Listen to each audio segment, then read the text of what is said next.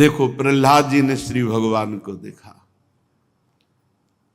भगवान अपना वरद हस्त प्रहलाद जी के ऊपर रखे हुए। प्रहलाद जी ने भगवान की जब स्तुति की तो श्री नरसिंह भगवान बड़े प्रेम में भर करके प्रहलाद जी से कह रहे, मैं बहुत प्रसन्न हूं और मेरा प्रसन्न होना ये बड़ा दुर्लभ है, वरदान मांगो। प्रहलाद भद्र भद्रम ते प्रीतो हम ते सुरोत्तम वरम वृणीस्वाभिमतम काम पूरोस्म्य हम नृणाम। प्रहलाद, तुम्हारा परम कल्याण हो। दैत्य श्रेष्ठ, मैं तुम पर बहुत प्रसन्न हूं। तुम्हारी जो इच्छा हो मांग लो। मैं जीवों की संपूर्ण इच्छाओं को पूर्ण करने वाला हूं। माम प्रीणत आयुष्मन दर्शनम दुर्लभम ही में दृष्ट्वा माम न पुनर्जंतु रात्मानम तब तुमर्हति। आयुष्मान, मुझे प्रसन्न कर लेना सहज नहीं है। भगवान को प्रसन्न कर लेना सहज नहीं है। क्यों? क्योंकि किसी वस्तु, किसी पदार्थ, इन सबसे प्रसन्न नहीं होते। उन्हें चाहिए अपनापन, प्रेम, और जीव अपनापन, प्रेम शरीर और भोगों में दिए, इसलिए बहुत कठिन है। मेरा दर्शन मिलना बहुत कठिन है। क्यों कठिन है? क्योंकि भोगों में ही इतना सुख लग रहा है कि भगवान से मिलने की किसी की इच्छा ही नहीं, ईमानदारी से इच्छा नहीं। इच्छा ही भगवत प्राप्ति कराती है। प्रबल इच्छा उसी समय भगवान का साक्षात्कार। जिस समय गोपी जन प्रबल इच्छा करके रोने लगी, रुरुदुः सुस्वरम राजन, कृष्ण दर्शन लालसा, प्रभु के दर्शन की लालसा से उच्च स्वर में रोने लगी हृदय से, तो तासा महावीर भूत छोरी स्मय मान मुखाम्बुजा पीतांबर धरा सृगवी साक्षात मनमथ मनमथा। उसी समय उन्हीं के बीच में भगवान प्रकट हो गए, करोड़ करोड़ कामदेवों को भी मूर्छित कर देने वाले महान सौंदर्य रूप में।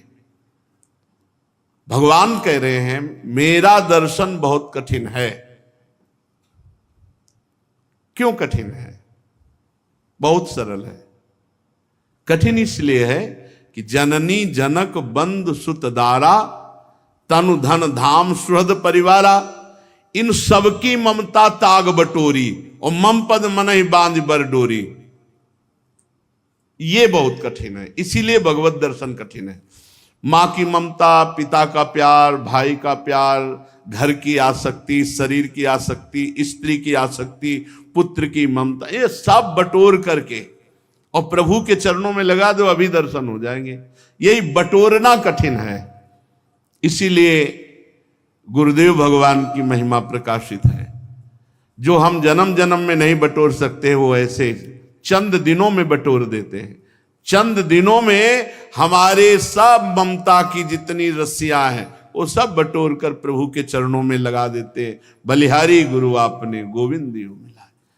बलिहारी है, उन्होंने हमारी सारी ममता समेट कर प्रभु के चरणों में कर दी।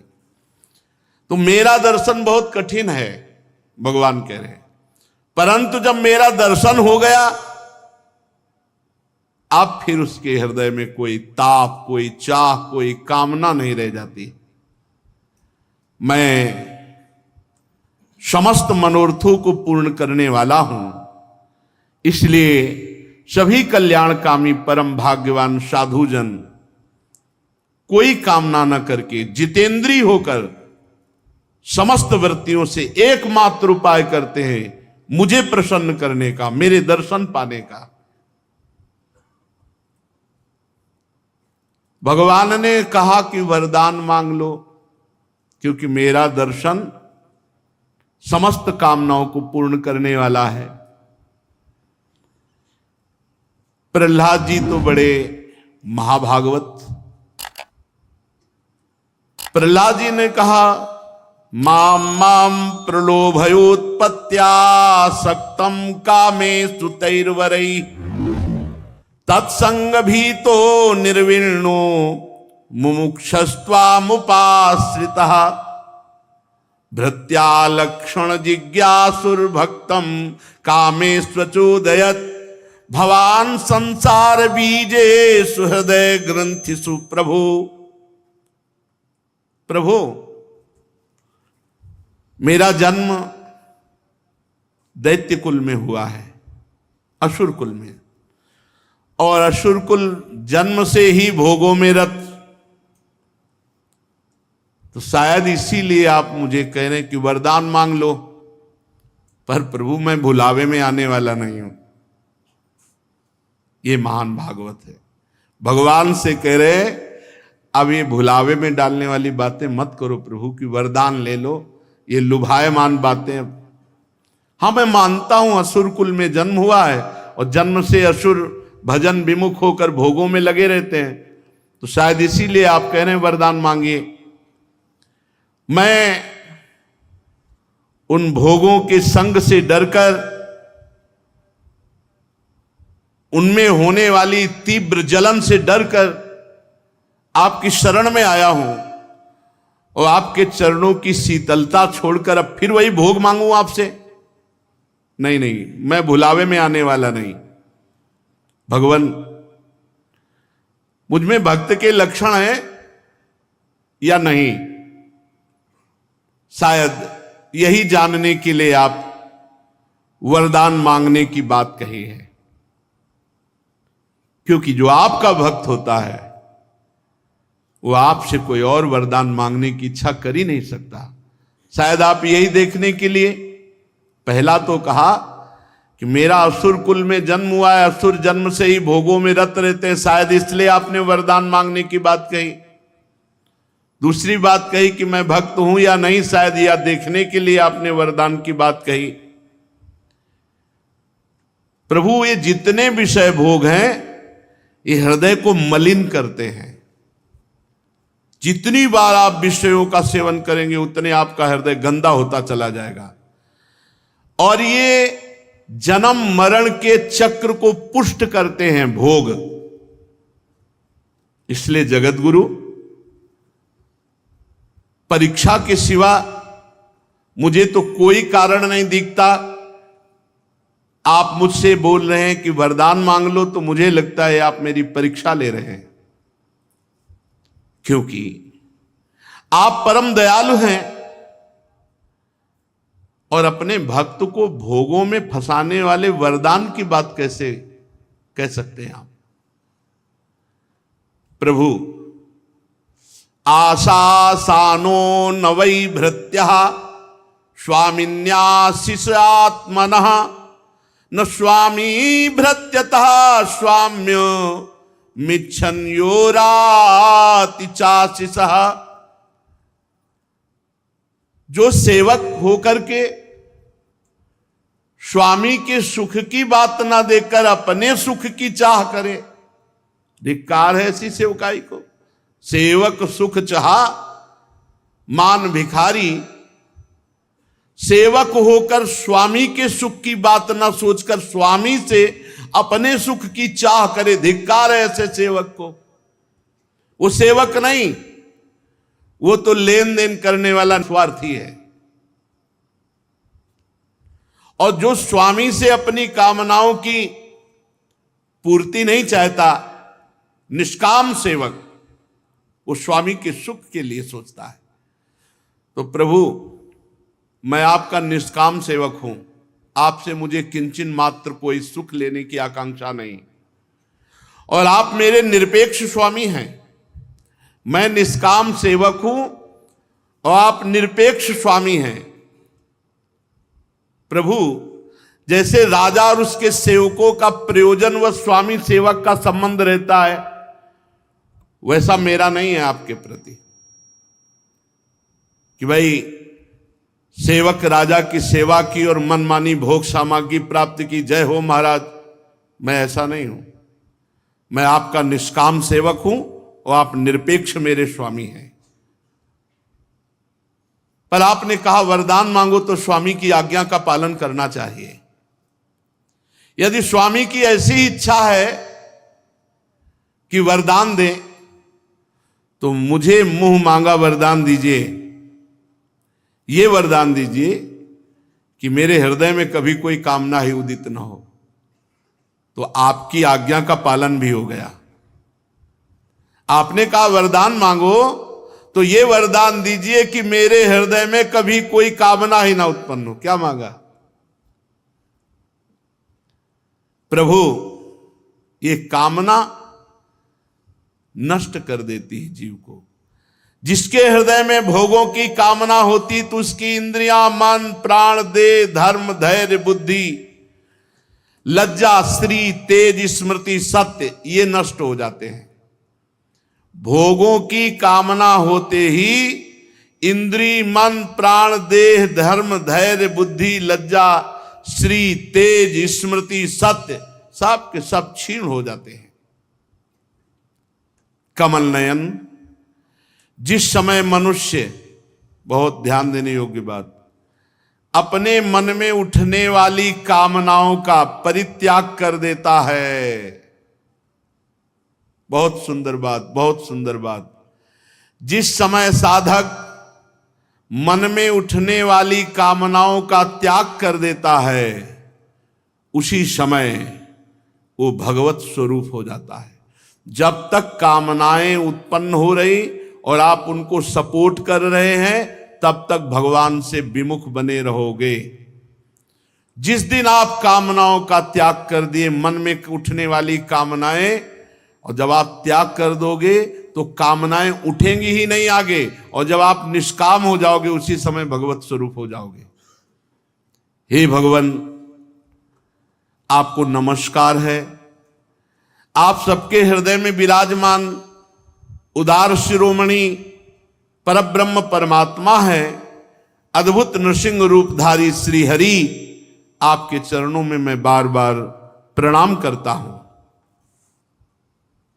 बहुत प्रसन्न हुए नरसिंह भगवान प्रहलाद जी की ये बात सुनकर, और कहा, प्रहलाद, तुम्हारे जैसे मेरे एकांत प्रेमी भक्त लोक परलोक की किसी भी वस्तु के लिए कभी भी कोई भी कामना नहीं करते,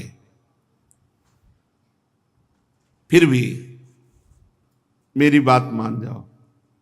ये देखो, निष्काम भक्त के आगे भगवान विनय करने लगे।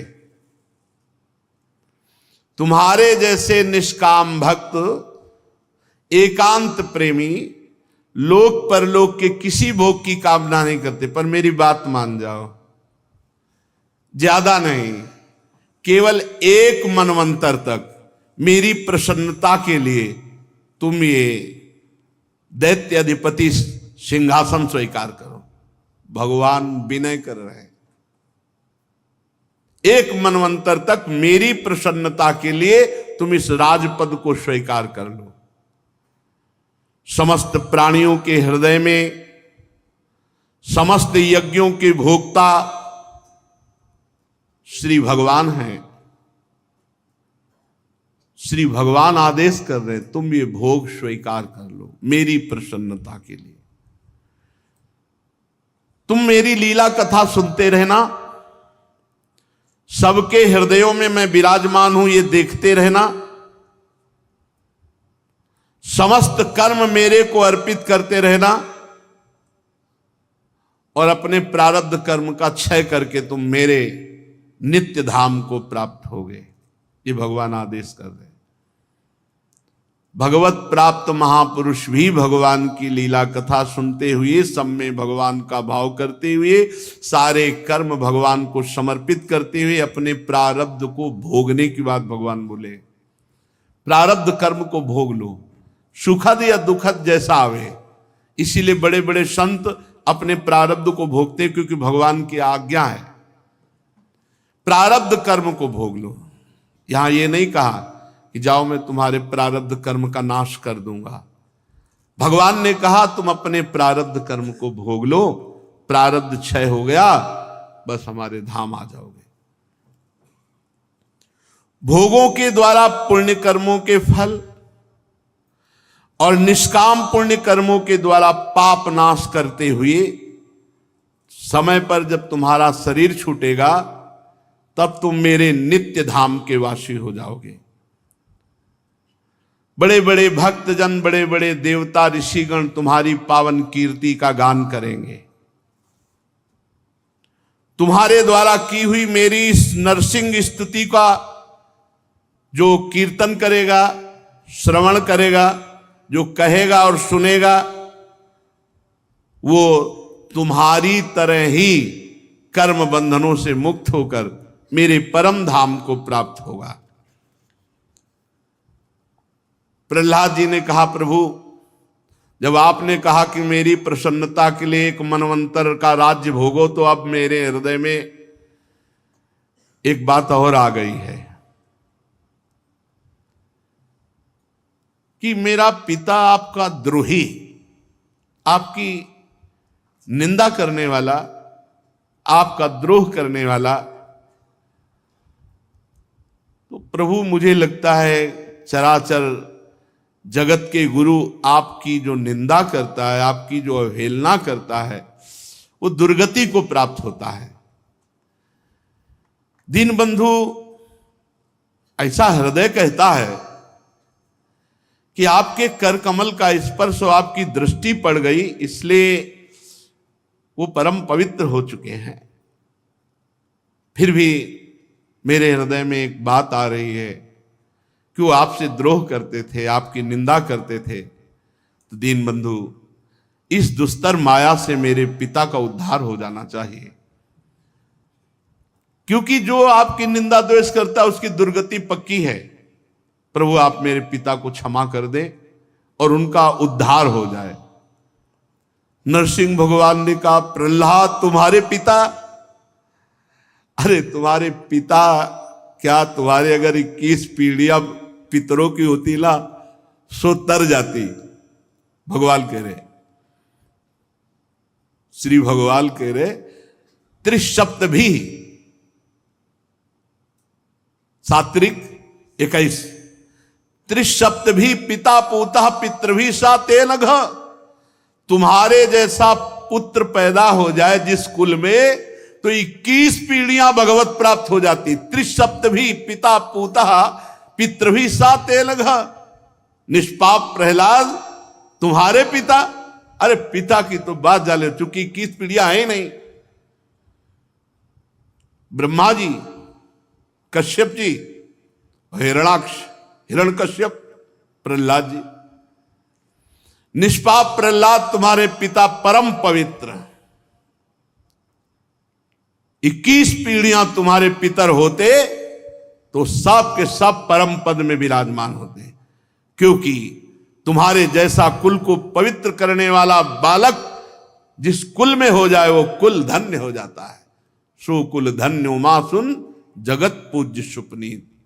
धन्य है जिनके घरों में भजन करने वाले बालक प्रकट हुए। वो माता माता है,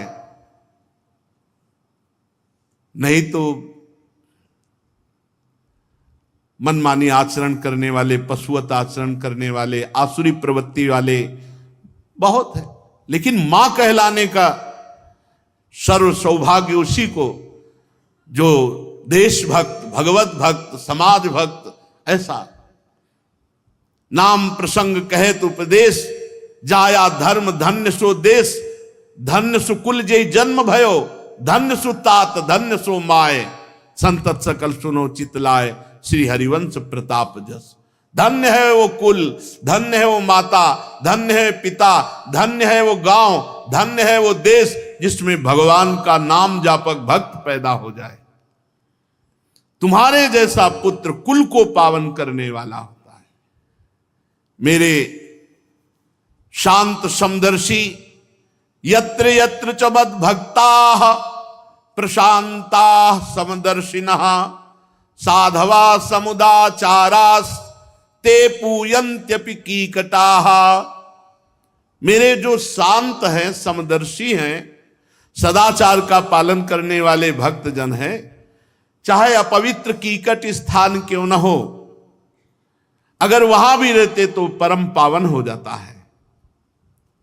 प्रहलाद, मेरे भक्ति भाव से जिनकी सारी कामनाएं नष्ट हो गई हैं, जो सब में भगवत भाव करते हैं, छोटे बड़े किसी भी प्राणी से द्रोह नहीं करते, ऐसे जो भक्तों के अनुयायी होते हैं वो सब मेरे परम पद को प्राप्त होते हैं। ऐसे भक्त और ऐसे भक्तों के अनुयायी वो सब मेरे परम पद को प्राप्त होते हैं।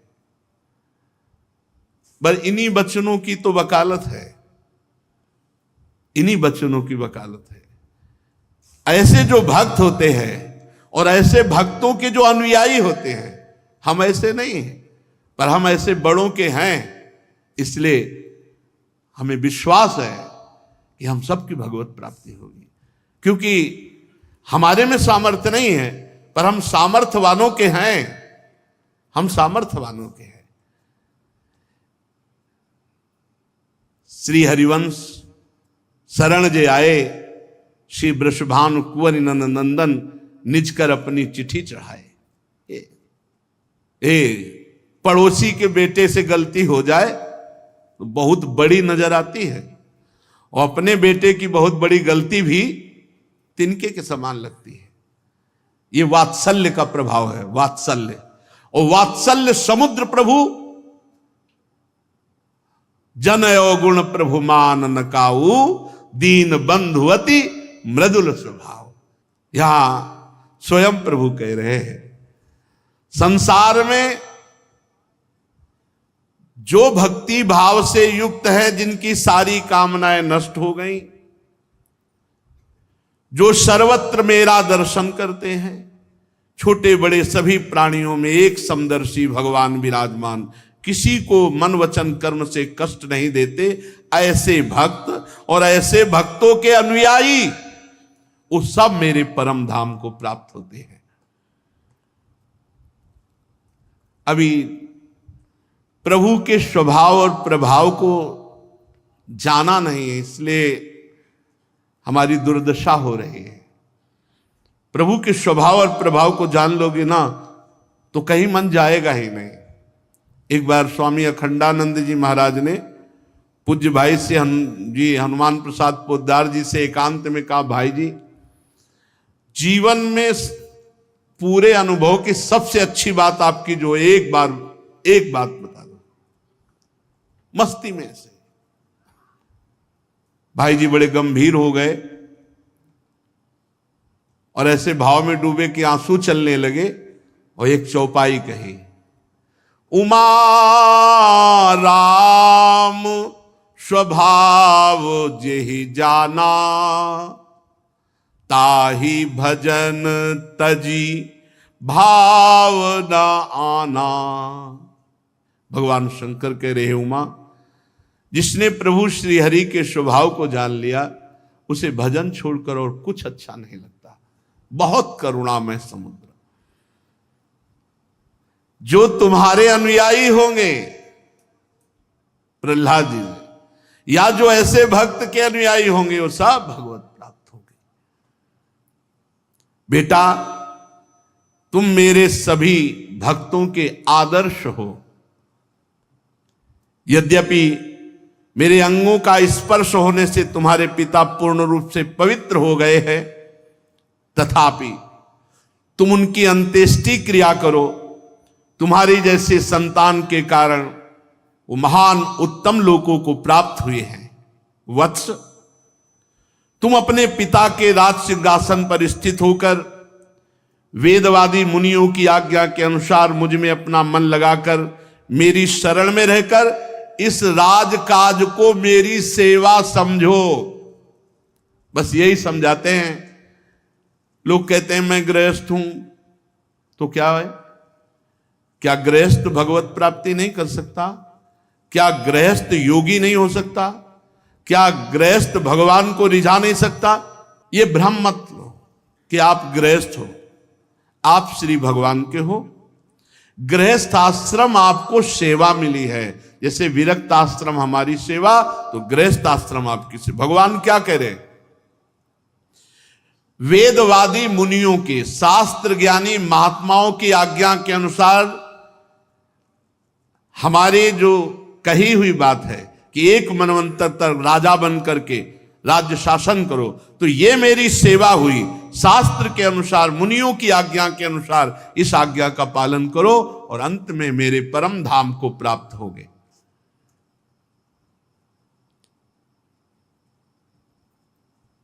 नारद जी कहते हैं, युधिष्ठिर, भगवान की आज्ञा के अनुसार प्रहलाद जी ने अपनी पिता की अंत्येष्टि क्रिया की। इसके बाद श्रेष्ठ ब्राह्मणों ने प्रहलाद जी का राज्याभिषेक किया। इसी समय देवता, ऋषि आदि के साथ ब्रह्मा जी ने नरसिंह भगवान को प्रसन्न वदन देखकर पवित्र वचनों द्वारा नरसिंह भगवान की स्तुति की। ब्रह्मा जी ने कहा, हे देवताओं के परम आराध्य देव, आप सर्वांतर्यामी, जीवों के जीवनदाता और मेरे भी पिता हैं। ये पापी दैत्य लोगों को बहुत सता रहा था। बड़े सौभाग्य की बात, आपने इसको मार डाला। प्रभु, इसने तपोबल से मेरे से वरदान ले लिया था कि मैं ब्रह्मा की सृष्टि के किसी भी प्राणी से मरूं ना। ये इतना मतवाला हो गया था कि इसको लग रहा था कि अब कोई मुझे मार ही नहीं सकता। तपस्या, योग और बल के कारण उच्छृंखल होकर इसने वेद विधियों का उच्छेद कर दिया था। काल बड़ा बलवान है। कोई शरीराभिमान में आके सोचे कि मेरा क्या बिगाड़ लेगा, वो मिनटों में आपको नष्ट कर, मिनटों में ऐसे गिरते चले गए, सर्वनाश हो गया। ये दैत्य सोच रहा था ब्रह्मा जी की सृष्टि में कोई मारने वाला है ही नहीं, क्योंकि वरदान ले लिया, आप कौन मारेगा। और इसको पता नहीं था कि सर्वशक्तिमान भगवान कर्तुम अकर्तुम अन्यथा कर्तुम, हर वरदान के बीच की जगह निकाल ली।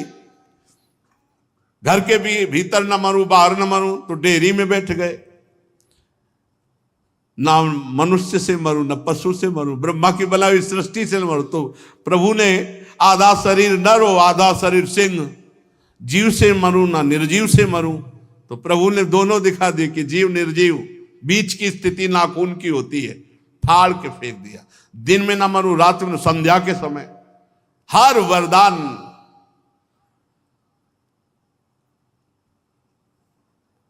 प्रभु, ये बड़े सौभाग्य की बात है कि इसके पुत्र परम भागवत शुद्ध हृदय नन्हे से शिशु प्रहलाद को आपने मृत्यु के मुख से छुड़ा दिया। और भी आनंद की बात है कि आप इस पर बहुत कृपा कर रहे हैं और ये आपकी शरण में है। हे भगवान नरसिंह, जो भय के अवसर पर आपका स्मरण करेगा उस समस्त भयों से बच जाएगा। ये सिद्ध बात है। भयावह स्थिति हो, नरसिंह भगवान का आप स्मरण कीजिए, कोई भय नहीं रहेगा। यहां तक कि मारने की इच्छा से आई हुई मृत्यु भी उसका कुछ नहीं बिगाड़ सकती, यदि उस समय नरसिंह भगवान का चिंतन हो। ब्रह्मा जी ऐसा बोल ही रहे थे कि नरसिंह भगवान ने कहा, ब्रह्मा जी थोड़ा विवेक से वरदान दिया करो दैत्यों को, जो मांगे जैसे मांगे वैसे। दैत्यों को ऐसा वर मत दिया करो, बड़ी समस्या पड़ी। नर और सिंह, आप ऐसा वर मत दिया करो। ये क्रूर स्वभाव वाले दैत्य, ऐसा वर दे देने का मतलब है सांप को दूध पिलाना। ऐसा वर मत दिया करो। नरसिंह भगवान जी ने जब ऐसा कहा तो भगवान ब्रह्मा जी ने हाथ जोड़ करके जो आज्ञा कहकर स्वीकार किया। ब्रह्मा जी जो ही प्रणाम मुद्रा में थे तो देखा सिंहासन खाली, भगवान अंतर ध्यान हो गए। प्रहलाद जी ने भगवत स्वरूप ब्रह्मा जी, शंकर जी, बड़े बड़े प्रजापति देवता जो आए थे, सबका पूजन किया, सबको प्रणाम किया। तब शुक्राचार्य आदि मुनियों के साथ ब्रह्मा जी ने प्रहलाद जी को समस्त दानों और दैत्यों का अधिपति बना दिया। फिर ब्रह्मा आदि देवताओं ने प्रहलाद का अभिनंदन करके शुभ आशीर्वाद दिया। प्रहलाद जी ने भी यथा योग्य सबका सत्कार किया। फिर सब देवता, ब्रह्मा जी, भगवान शंकर सब अपने अपने धाम को चले गए। युधिष्ठिर, इस प्रकार भगवान के वे दोनों पार्षद जय और विजय दिति के पुत्र दैत्य हो गए थे। भगवान से वैर भाव रखते हुए 3 जन्म में वो भगवान की वैर भाव से आराधना करके पुनः अपने पद को प्राप्त हुए। यद्यपि जैसे हिरण्यकश्यप को सौभाग्य मिला सीधे परम पद, पर परम पद नहीं मिला, क्योंकि 3 जन्म तक बराबर ऋषि का शाप है ना, इसीलिए जन्म लेना, नहीं तो ये तो परम पद का स्वरूप ही है भगवान। ऋषियों के शाप के कारण उनकी मुक्ति नहीं हुई और फिर से वो रावण और कुंभकर्ण के रूप में राक्षस कुल में जन्मे। उस समय भगवान श्री राम के पराक्रम से इन दोनों का फिर उद्धार हुआ। युद्ध में भगवान राम के बाणों से उनका हृदय विदीर्ण हुआ और वो भगवान का स्मरण करते हुए अपने शरीर को छोड़ा। फिर भी वो भगवत प्राप्त नहीं हुए, शिशुपाल और दंतवक्त के रूप में जन्मे। युधिष्ठिर जी से कह रहे हैं, क्योंकि युधिष्ठिर जी ने प्रश्न किया था राजस्व यज्ञ में, शिशुपाल गालियां दे रहा था। इसके बाद भगवान ने जब सुदर्शन चक्र के स्पर्श से उद्धार किया तो शिशुपाल से एक दिव्य ज्योति निकली और भगवान में समा गई। इस बात को देखकर प्रश्न किया था कि इतना भगवान से द्रोह करने वाला और भगवान में ऐसे कैसे लीन हो गया। तब देवर्षि नारद जी ने बताया था, भगवान के प्रति वैर भाव होने के कारण तुम्हारे सामने ही वो भगवान में समा गया। युधिष्ठिर, श्री कृष्ण से कैसे भी भाव जोड़ ले, कैसे भी, बस मंगल हो गया। भगवान से भाव जुड़ जाए, बैर से, भक्ति से, काम से, कैसे कैसे भी वृत्तियां सच्चिदानंद भगवान से जुड़ती, इसलिए परम मंगल परम कल्याण होता है। ये जितने राजा लोग भगवान से द्रोह किए ये सब मुक्त हो गए। देखो, जाना चाहिए नरक, पर सब मुक्त हो गए क्योंकि भगवान का चिंतन बना, सामने भगवान थे, इसलिए सब परम पद को प्राप्त हो गए।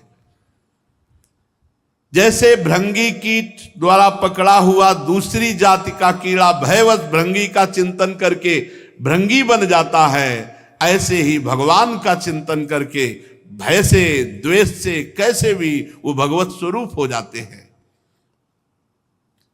जिस प्रकार भगवान के प्यारे भक्त अपनी अनन्य भक्ति के द्वारा भगवान का चिंतन करके भगवान को प्राप्त होते हैं, वैसे ही ये शिशुपाल आदि नरपति भी वैर भाव से भगवान का अनन्य चिंतन करके भगवान को प्राप्त हुई, वैर भाव से।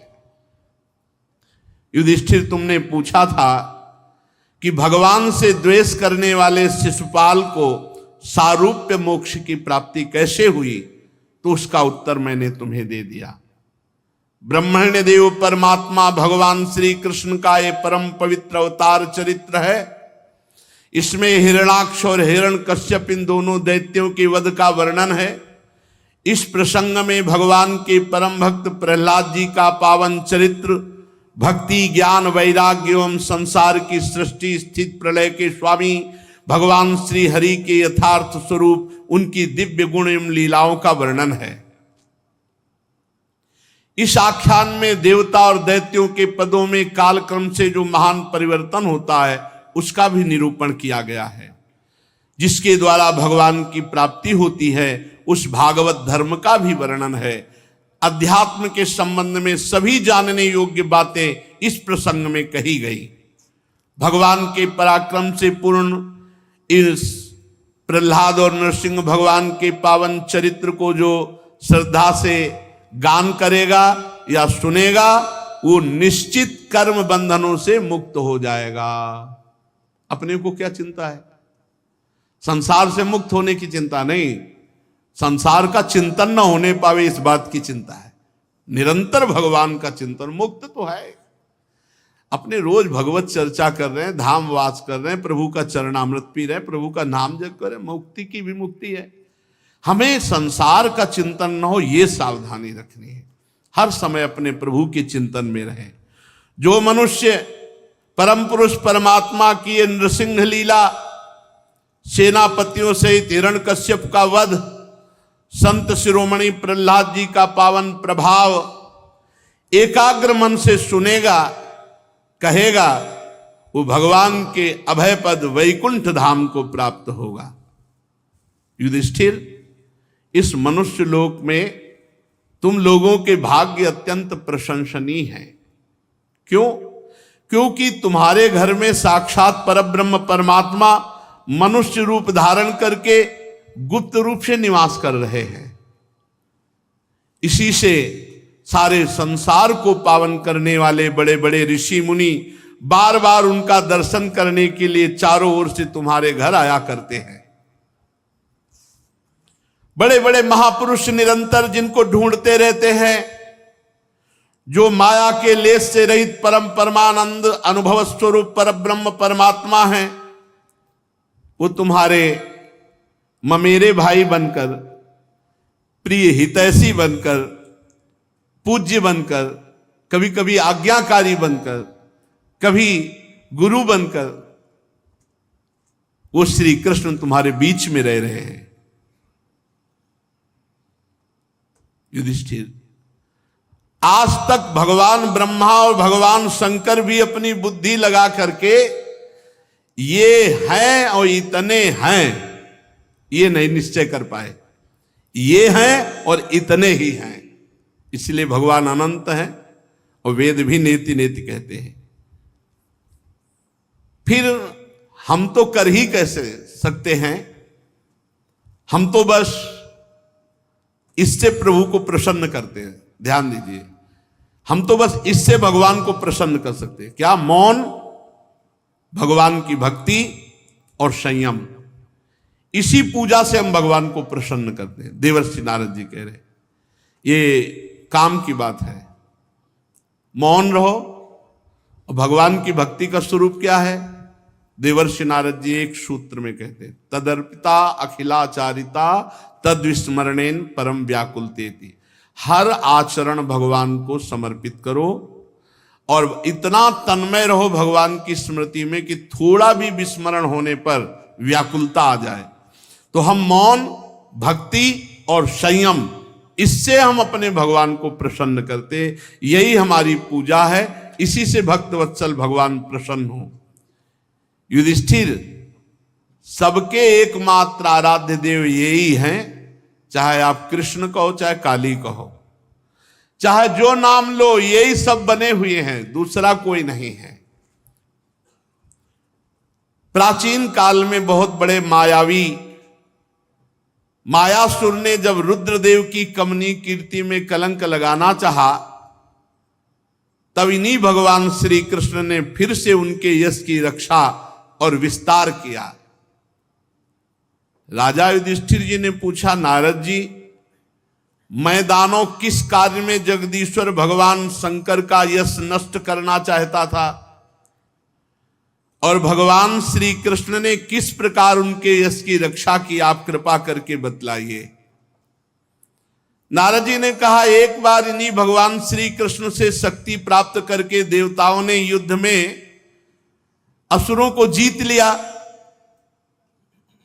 तो सब असुर मायावियों के परम गुरु मैदानों की शरण में गए।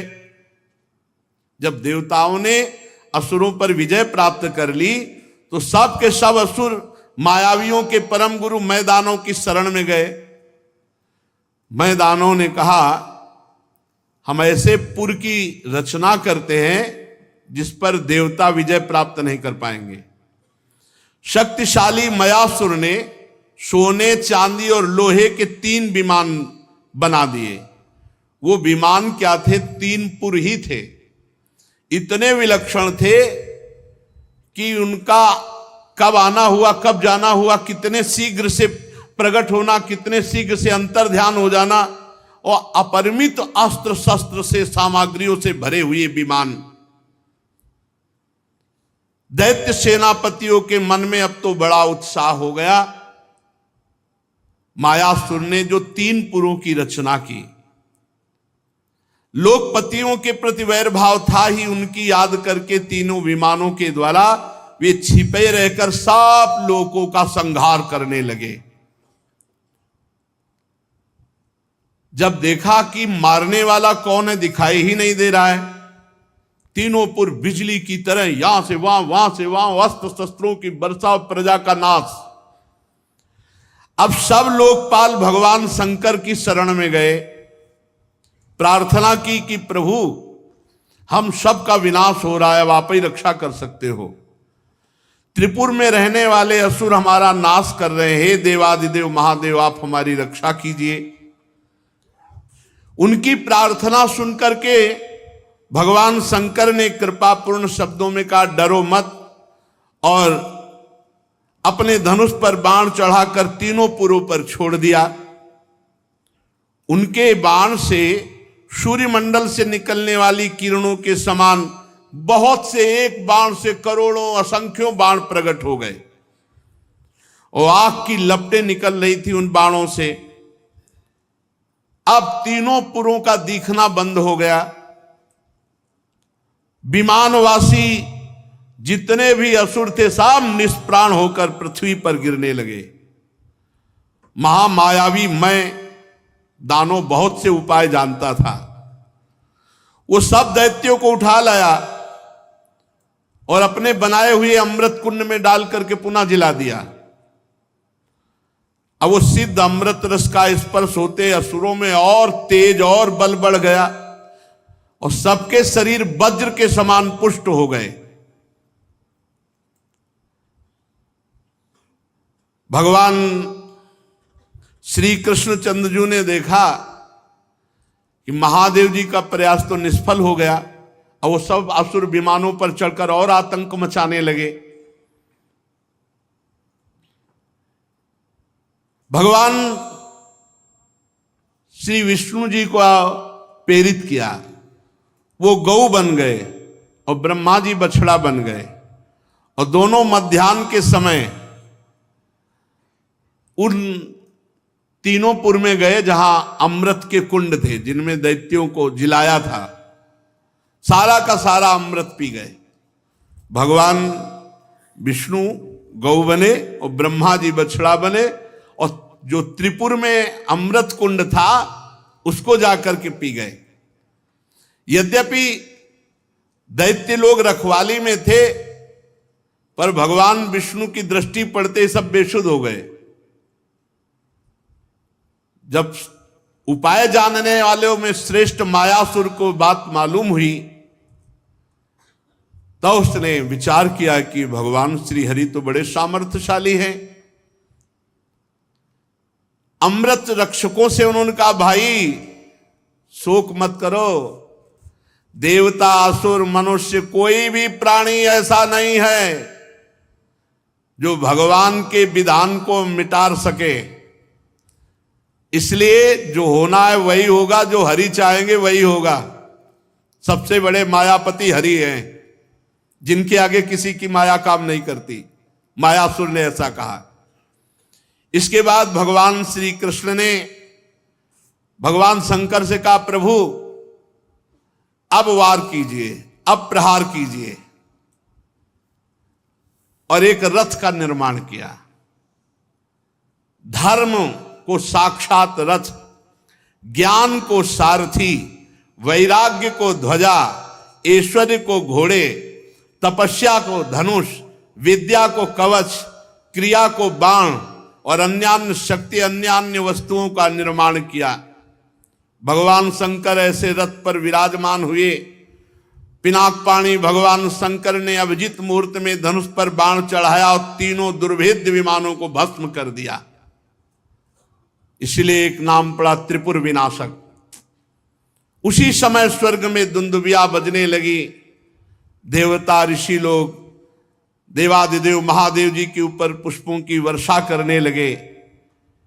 युधिष्ठिर इस प्रकार तीनों पुरों को भस्म करके भगवान शंकर ने त्रिपुरारी की पदवी प्राप्त की। ब्रह्मादिकों ने भगवान शंकर की स्तुति की और अपने धाम को चले गए। ये जो तुम्हें जगत गुरु भगवान श्री कृष्ण और जगत गुरु देवाधिदेव महादेव जी की त्रिपुर विनाशक लीला सुनाई, ये जो सुनेगा उसके सब संकट बाधाएं नष्ट हो जाएंगी। इसलिए निरंतर भगवान की शरण में होकर खूब नाम जप करो। नाम समस्त अमंगलों का नाश करके भगवत प्राप्ति करा देगा। और अधिक से अधिक भगवान की लीला कथाएं सुनो, जो तुम्हारे हृदय को निर्मल करके भगवान नाम जप में प्रीति प्रदान करेगा। शेष चर्चा आगे। श्री राधा वल्लभ लाल की।